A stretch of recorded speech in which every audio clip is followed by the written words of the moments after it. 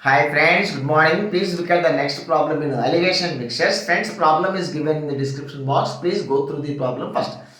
See friends, if a can contains X liters of wine and Y liters of wine is drawn out and replaced by water, and this process is done n times, then the wine left is given by formula x into 1 minus y by x whole power n, where x is the initial quantity of wine and y is how many liters of wine is drawn out and replaced by water, and n is how many times this operation is done.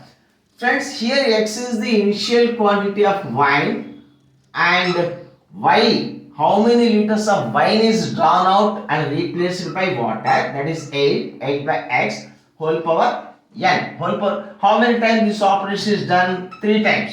So this is the wine left after 3 operations.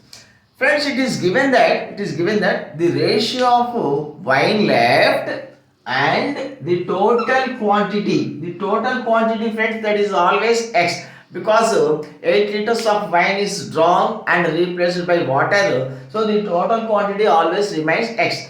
This ratio is given as 8 by 27.